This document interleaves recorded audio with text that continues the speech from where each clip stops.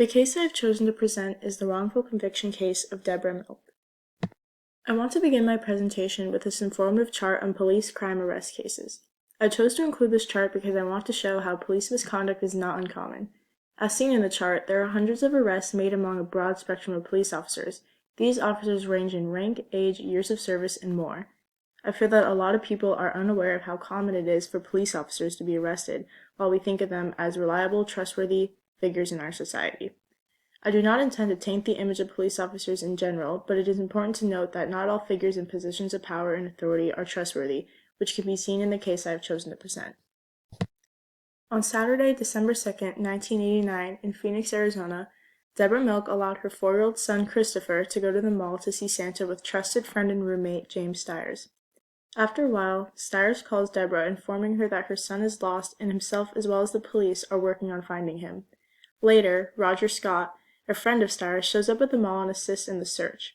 The Phoenix Police Department assigns an aggressive detective to the case, Detective Armando Salde Jr., who questions Scott. Scott confesses to knowing where Christopher's body is located and implicates Stiers and Milk in the crime.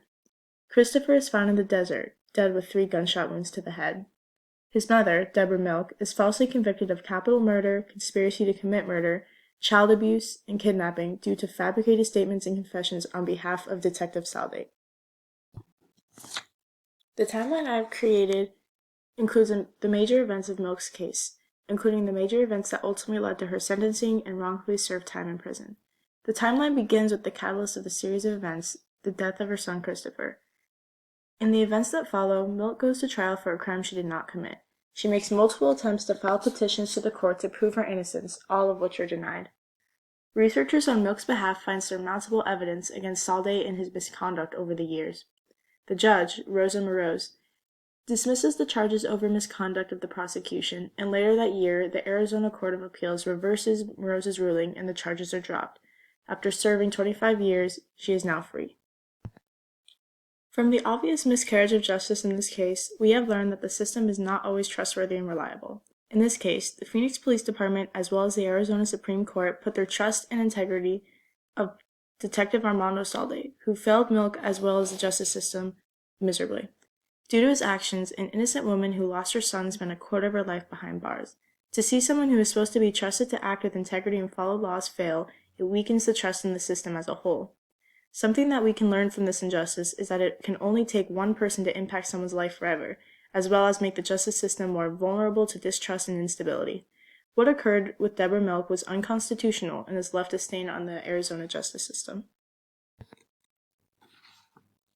One long-term effect this experience could have on Milk is her perception of the justice system. According to the Psychology of Procedural Justice in federal courts, quote, participants' view of a particular process as fair was significantly related to their satisfaction with outcomes that the process produced, end quote.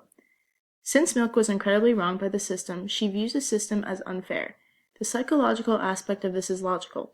Most people have more of an affinity towards a system that is fair when they see the results they desire.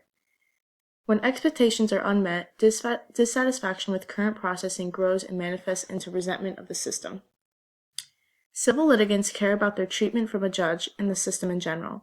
Their opinion and attitude towards the legal system is highly impacted by how they are treated during their time in the system. One experience with a judge, jury, or anyone within the court system highly impacts the perception of the justice system as a whole. It is not uncommon for an individual to have a bad experience with a certain judge or member of the court and have this experience taint their view of the justice system in general. This is one of many reasons why it is important to have trustworthy professional people working within our courts and justice system to ensure everyone's experience is fair and just. Having a negative long-term impact could be detrimental to our justice system. People having a distrust with our system creates many issues. It is so important for people to be able to fully trust and rely on our system to bring them fair and equal justice. Being treated fair in the system makes people more likely to adhere to and be content with a given outcome.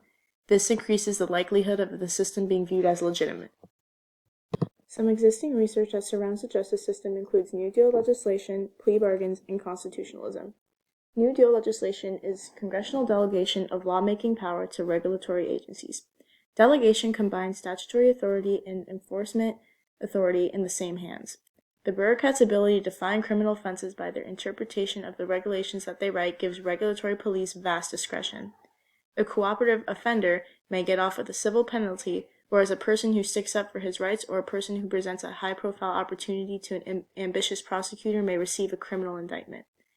The bureaucrats' ability to create criminal offenses spontaneously by interpretation makes law uncertain and renders it unable to fulfill its purpose of commanding what is right and prohibiting what is wrong. Plea bargains have corrupted the justice system by creating fictional crimes in place of real ones. The practice of having people admit to what did not happen in order to avoid charges for what did happen creates a legal culture that elevates fiction over truth. By making the facts of the case malleable, plea bargains enable prosecutors to supplement weak evidence with psychological pressure. First, plea bargains undermine police investigative work. Because few cases go to trial, police have learned that their evidence is seldom tested in the courtroom. Carelessness creeps in. Sloppy investigations are less likely to lead to apprehension of the guilty party. Second, plea bargaining greatly increases the number of cases that can be prosecuted.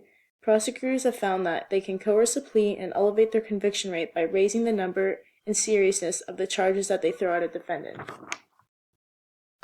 Constitutionalism is important in this case because it refers to the adherence of laws and the government avoiding arbitrary methodology in governing and legal practice.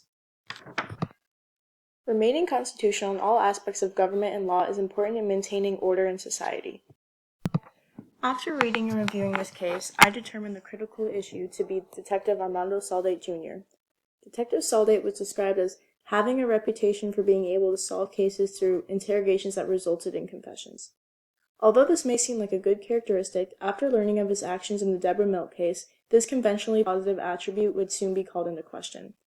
Facts garnered from the National Registry of Exoneration state how Saldate used illegitimate methods to gain a false confession from Milk, as well as other fabricated details from the interrogation. He failed to record the interrogation, which he was directed to do. Milk was charged and convicted based on Saldate's word, and there was no evidence to prove his claims. No forensic or physical evidence ever linked Milk to the crimes. I will now quote a detailed account of Detective Saldate's misdoings.